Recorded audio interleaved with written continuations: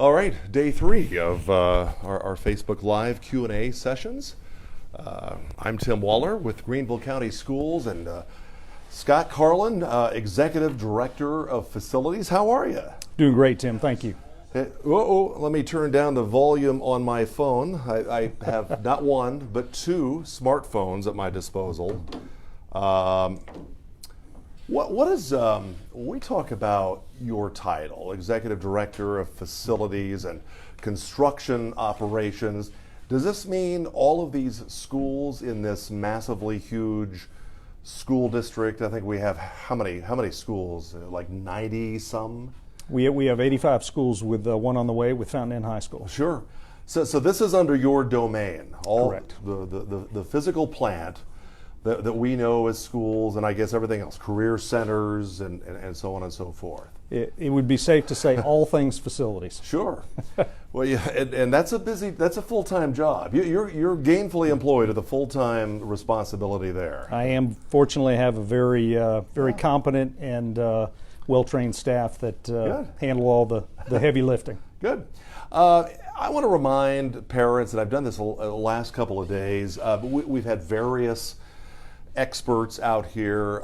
We've had our director of medical health services yesterday, and she talked very specifically about COVID-19, its effect or its impact on how we will go about school and everything. So the reason I'm talking about this, we have Scott Carlin here. So if we could, let's kind of stick to things regarding the physical schools, the brick and mortar schools, how they'll be disinfected and how ventilation systems will be treated. In other words, you probably don't want to talk about academics and virtual program and things like that. I would be ill-equipped.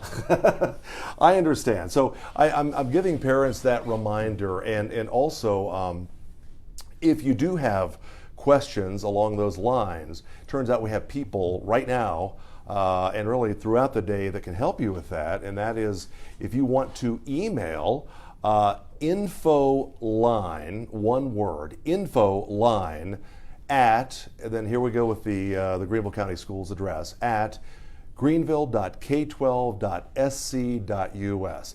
Infoline at greenville.k12.sc.us. Then you can ask your health and medical questions, your curriculum and stuff like that, and they'll get back to you like right away. But thanks again for coming in here today, Scott. It's my pleasure. Well, we talk about, the story of the day for weeks now has been how in the world will schools, including Greenville County schools, reopen? How do we go about that? And then this week we released the back to school plan, the long-awaited, much-anticipated plan. In your world, what does that mean? Just give me a general overview. What are you having to look at just to get that ball rolling? Well, fortunately for us, our mission includes making sure that all our facilities, but primarily our educational environments, they are safe, they are well maintained, they are conducive to the learning environment. Mm-hmm. So when we talk about a unique situation like we're dealing with COVID-19, our what we call building services staff, our plant engineers who are the head operator at the school for facilities, as well as our custodians, are well versed in EPA-approved cleaning techniques using equipment and products that comply with EPA, and in many cases what hospital uses, and all the best practices out there that make sure that we are maintaining our institutions, our academic environments in the very best possible manner that we can. Now, obviously, with the COVID-19 situation, we have stepped up our game, and so we have looked at how we, morph our practices to address certain things like high-touch areas in the schools, like making sure that those areas where we have people, moving through there continuously, those are obviously going to receive greater attention. looking at different types of equipment we might use that are specialized for this type situation. So, in accordance with our board's directives and our administration, we're looking at everything we can, first and foremost for the health and welfare of our students and staff, and then what are the things that we can do that make sure that as soon as we're able to get our students back in to a what we used to know as a normal academic environment, we're going to be able to get them there. Wow.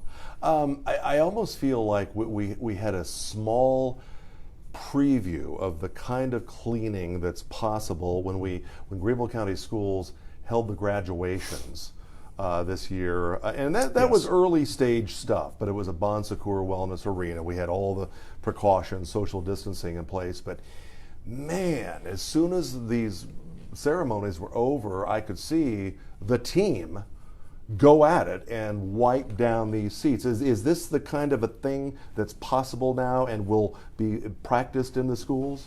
Absolutely, and that's a really great example, because what we were able to do at Bon Secours, that was a fantastic proving and training ground for all our building services staff. So yes, they're taking many of the lessons learned and the best practices that came out of those graduation experiences and transferring those to the schools. Wow, good. All right, well, let's take a couple of questions. I know. Okay, Carrie has written in, and she is asking, will students be required to, I guess, clean their own desks and supplies? What about that?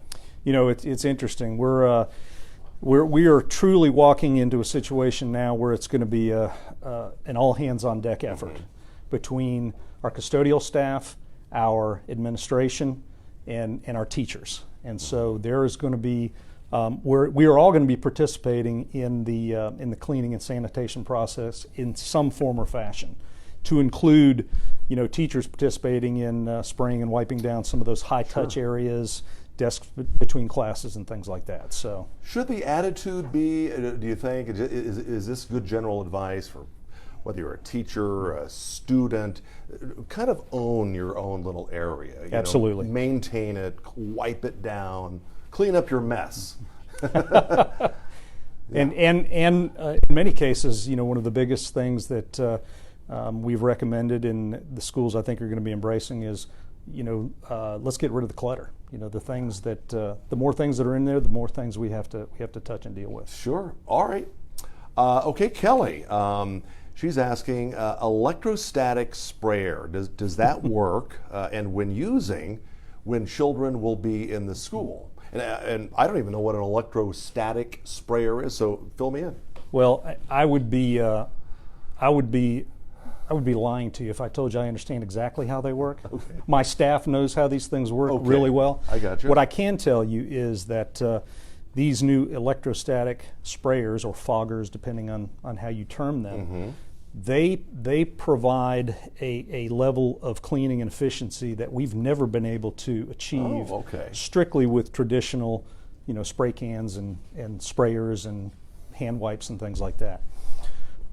We are intent on making sure, again, that we do everything possible to keep our schools clean, and particularly at the end of the day to And we will be using these electrostatic sprayers throughout the entire school.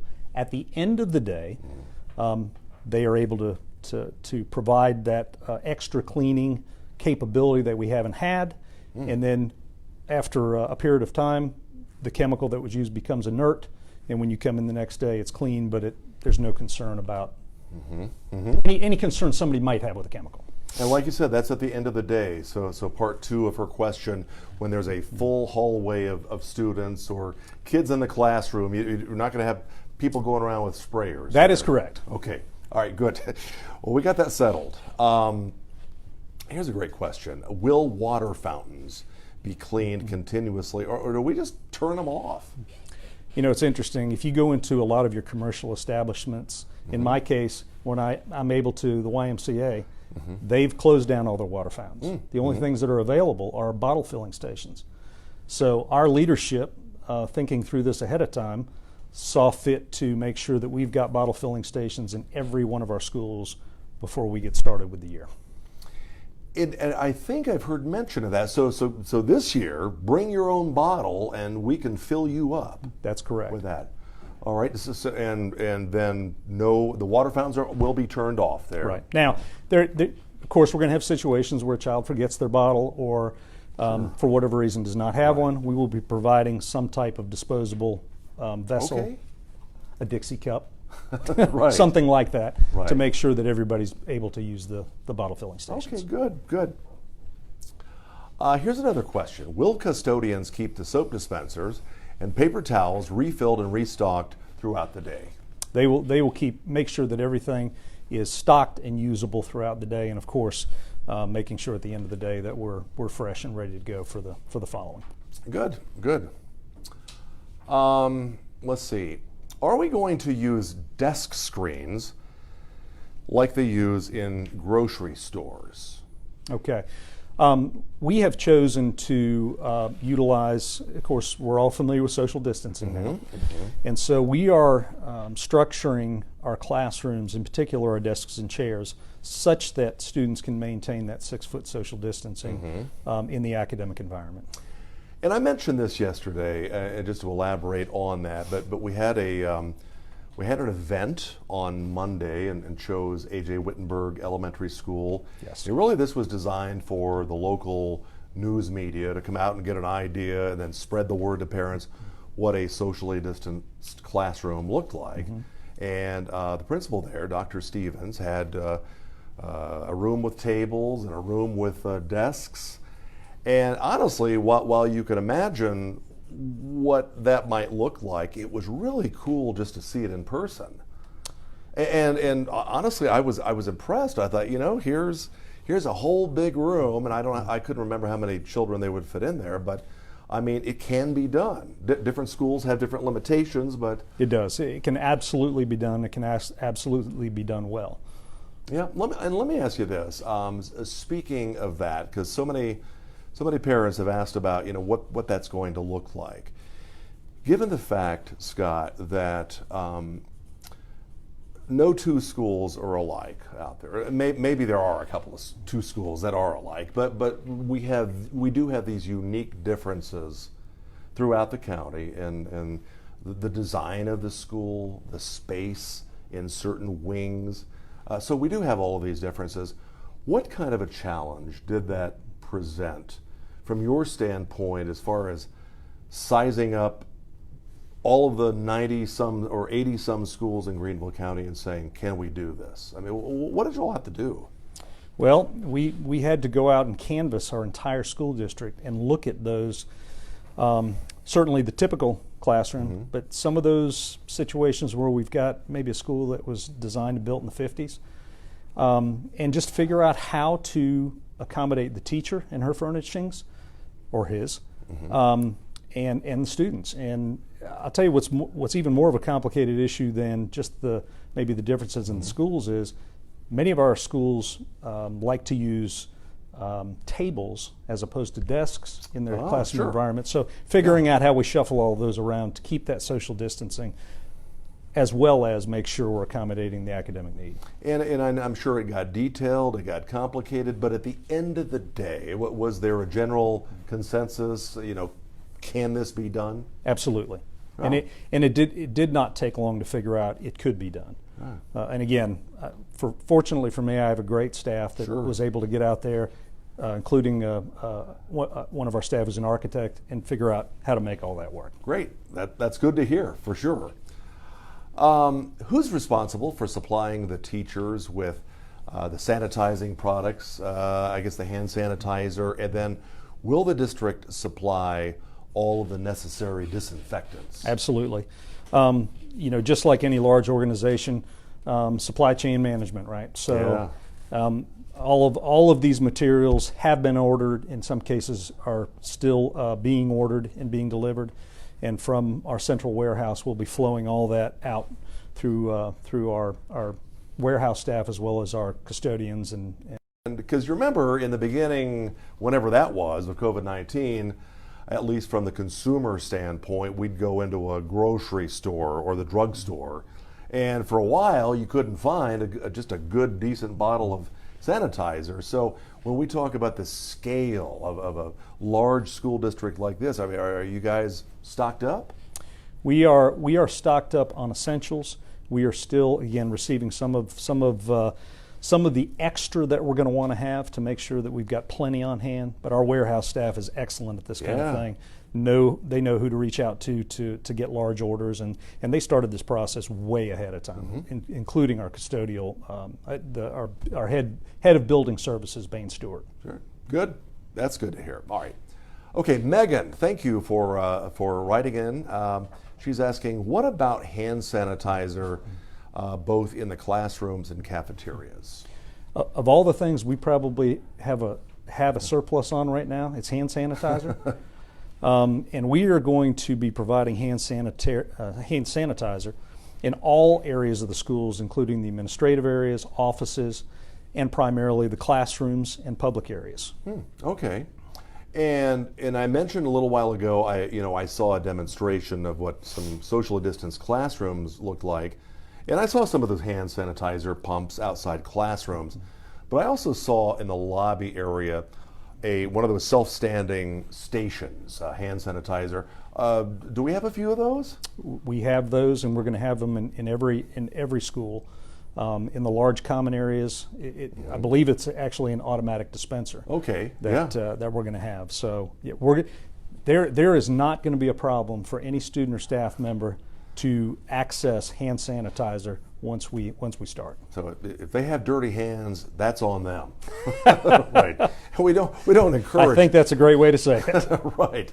Yeah, we don't encourage that, but as a father, and I know you are too. It's kids wash your hands, and grown-ups do the same thing. And as you know, as competent our staffs and teachers are, they'll be following up to make sure that those students are utilizing everything they need to. Oh, yeah. This is going to be fun. All right, Carrie, thank you, Carrie. Are there required sanitation times throughout the day for hand washing? Do we break from the action of school and say, all right, let's get those hands clean? Yeah, I'm not aware of any standard washing times. Not to say that may not be implemented at the school level, but not from the district level. Yeah, and kind of going back to the last thing you said, I'm quite sure teachers will have a plan, or there will be bathroom breaks or reminders before lunch. From my experience with our principals and teachers, there's always a plan. You're right about that. Okay, Sarah, parents want to know about the safety of cleaning products that we use. That's an excellent question. Yeah. And I'd have that same concern if my children were still in school. Absolutely, all our cleaning products, everything from what we were using prior to COVID-19 to some of the new things we're implementing with the electrostatic. All those are EPA compliant. All those are qualified for a hospital environment, and it's my understanding that these electrostatic sprayers are even authorized for neonatal areas. So there should not be any concern from anybody as to the products we're using. I'm glad to hear that too. I'm glad to have the information because I've been asked, over the last few weeks that. So I'm glad I know now just to be able to pass that on. And parents, if you're having these conversations with other parents, please remind them of that. That's a great point.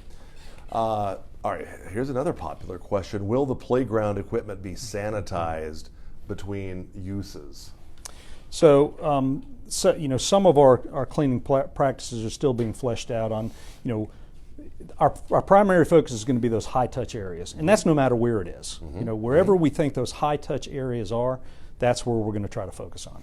And I think I heard earlier this week, and I'm trying to think who it was. It was one of our guests, Scott. They were talking about really recess in the first place because we don't want situations where kids are going to be piling on top of each other, on the monkey bars or whatever.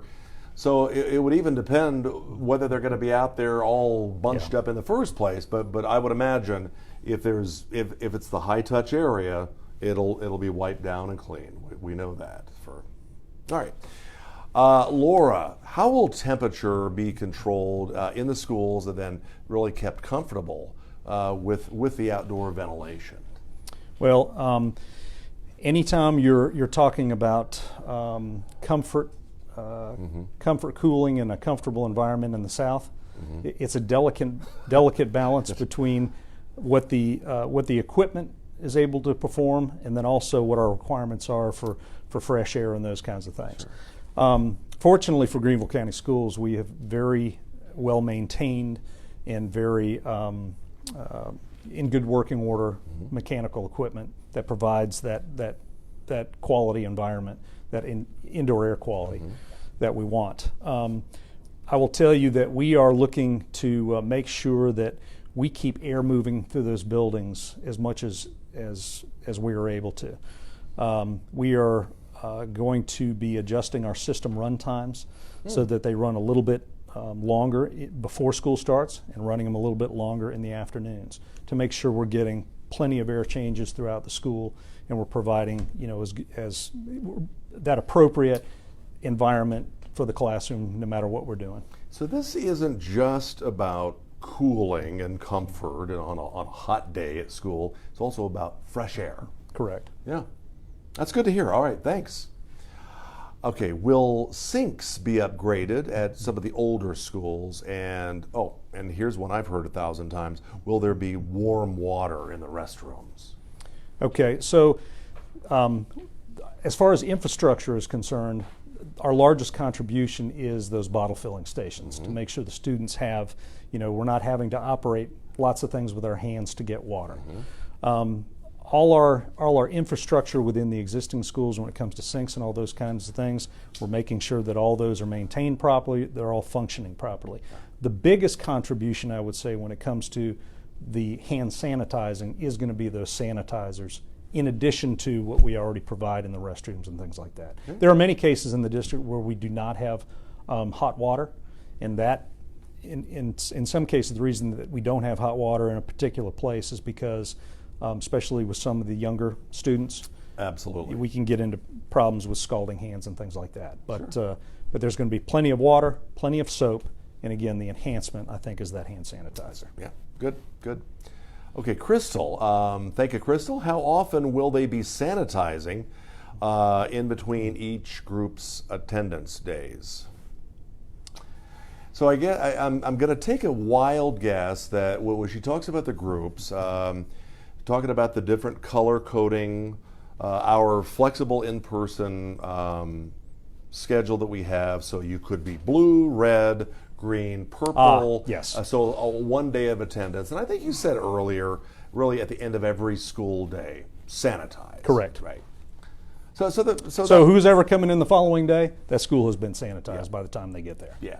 So I hope that answers your question. I think that's where she was coming from. Disinfecting and cleaning, are schools going to have, let me see right behind your finger there, I'm sorry, designated teams for sanitizing constantly? Well, I think I can answer that with a yes.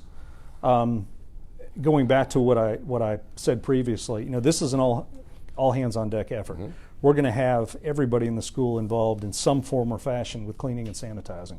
Primarily, obviously, that's our custodial staff, and they're in the schools all day long. They're going to be sanitizing and making sure we keep clean those high touch areas. But again, the teachers are going to be involved when it comes to that next class coming in and making sure those desks are prepared and ready for the next group of students. That sounds good.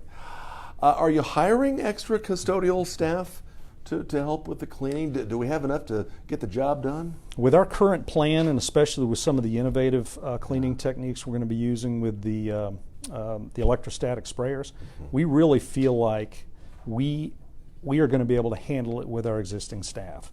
However, we are also in the process of reaching out to some of our partners out there that do this, the commercial entities that do professional cleaning, so that if we do need that extra cleaning capability, we're going to be able to reach out to those folks to come assist with us. Yeah. But our intent is we want our staff to be handling all these things as best we can. Good. Okay, here's one. What will the bathroom and water fountain protocol be for use and cleaning? And I think you answered the thing about the water fountains. They're going to be shut off, so we'll eliminate that part. But what's the protocol for really cleaning the bathrooms? There'll be periodic cleaning of the high touch areas during the day. Obviously, bathrooms are critical, and then at the end of the day, our normal clean and disinfect like we always would, as well as that electrostatic cleaning. Sure. Okay. Good. Will lockers be cleaned, and how often? I'm not aware of how exactly we're going to handle lockers. Yeah. I'm sure my staff has a plan for that. But again, any of those high touch areas are going to receive, the attention they need, and be cleaned. Okay. You talked a little bit about this. It's a great question to revisit. Will the school district be investing in upgraded filters, for fresh ventilation, fresh air? It's interesting. The school district embarked on a filter enhancement initiative even before I got here last year. Oh, okay. And so we have upgraded filters in all our mechanical systems at this time.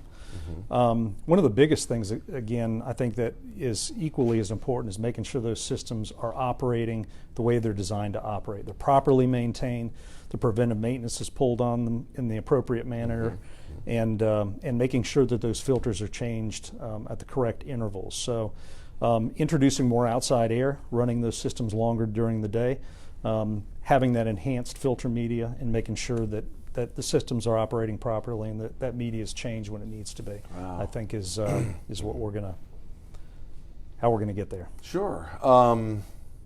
Here's a question I have, and I think I've asked just about every one of our specialty people that we've had on here this week, but we talk about this huge undertaking with the custodial staff and whatnot, even though COVID-19 is like the biggest challenge society has seen in a while, I think. Is your team fired up, or at least ready to put those skills to the test and get it done? I've heard that at different levels. I know some teachers are ready to jump in there and change the rules and innovate and do everything.